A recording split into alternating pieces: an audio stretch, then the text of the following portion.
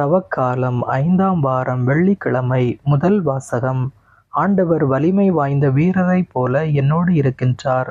இறைவாக்கினர் எரேமியா நூலிலிருந்து வாசகம். 20ஆம் அதிகாரம் 10 முதல் 13 முடிய உள்ள இறை வார்த்தைகள். அந்நாட்களில் எரேமியா கூறியது: சுற்றிலும் ஒரே திகில் என்று பலரும் பேசிக் கொள்கின்றார்கள். பழி சுமத்துங்கள், வாருங்கள், அவன் மேல் பழி சுமத்துவோம் என்கிறார்கள்.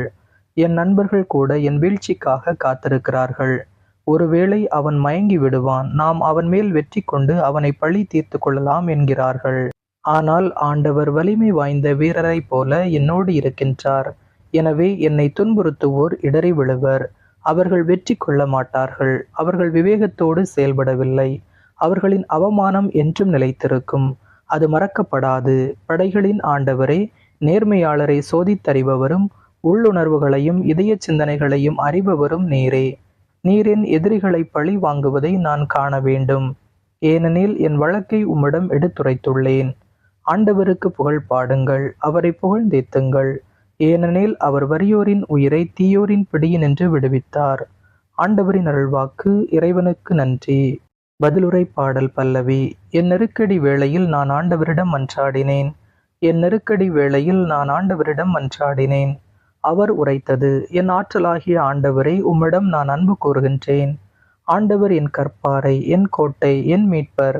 போற்றற்குரிய ஆண்டவரை நோக்கி நான் மன்றாடினேன். என் எதிரிகளிடமிருந்து நான் மீட்கப்பட்டேன். பல்லவி.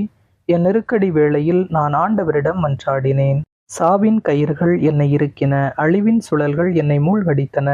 பாதாள கயிறுகள் என்னை சுற்றி இருக்கின, சாவின் கண்ணிகள் என்னை சிக்க வைத்தன. பல்லவி.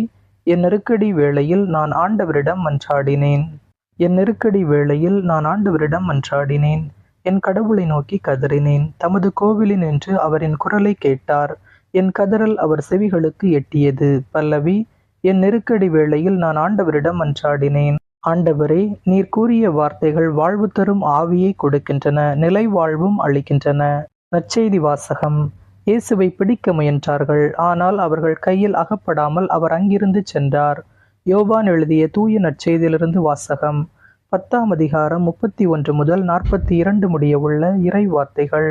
அக்காலத்தில் இயேசுவின் மேல் ஏறிய யூதர்கள் மீண்டும் கற்களை எடுத்தனர். இயேசு அவர்களை பார்த்து: தந்தையின் சொற்படி பல நற்செயல்களை உங்கள் முன் செய்து காட்டியிருக்கிறேன். அவற்றுள் எச்செயலுக்காக என் மேல் கல்லெறிய பார்க்கிறீர்கள் என்று கேட்டார். யூதர்கள் மறுமொழியாக: நற்செயல்களுக்காக அல்ல, இறைவனை பழித்துரைத்ததற்காகவே உன்மேல் கல்லெறிகிறோம். ஏனெனில் மனிதனாகிய நீ உன்னையே கடவுளாக்கிக் கொள்கிறாய் என்றார்கள். இயேசு அவர்களை பார்த்து: நீங்கள் தெய்வங்கள் என நான் கூறினேன் என்று உங்கள் மறைநூலில் எழுதியுள்ளது அல்லவா? கடவுளுடைய வார்த்தையை பெற்றுக்கொண்டவர்களே தெய்வங்கள் என்று சொல்லப்படுகிறார்கள். மறைநூல் வாக்கு என்றும் அழியாது. அப்படியானால் தந்தையால் அர்ப்பணிக்கப்பட்டு அவரால் உலகுக்கு அனுப்பப்பட்ட நான் என்னை இறைமகன் என்று சொல்லிக் கொண்டதற்காக இறைவனை பழித்துரைக்கிறாய் என நீங்கள் எப்படி சொல்லலாம்? நான் என் தந்தைக்குரிய செயல்களை செய்யவில்லை என்றால் நீங்கள் என்னை நம்ப வேண்டாம்.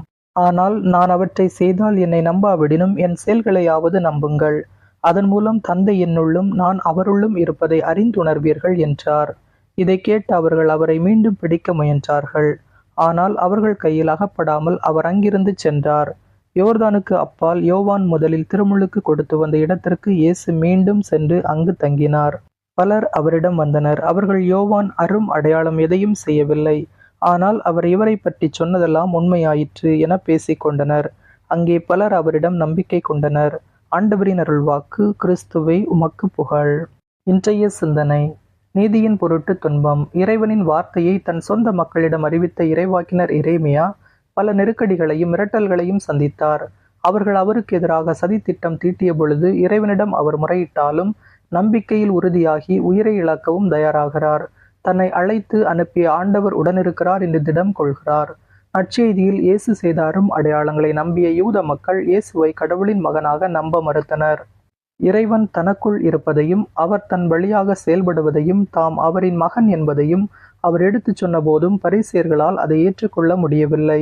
யூதர்கள் அவர் மீது கல்லெறிய முயற்சிக்கிறார்கள். இறைமகனை ஏற்றுக்கொள்ள அவர்களிடம் திறந்த மனதில்லை. அவரை இறைமகன் என்று ஏற்றுக்கொண்டுள்ள நாம் சாட்சிய வாழ்வு வாழ்ந்து அதனை அறிக்கையிடுவோம். இயேசுவுக்கே புகழ். இயேசுவுக்கே நன்றி.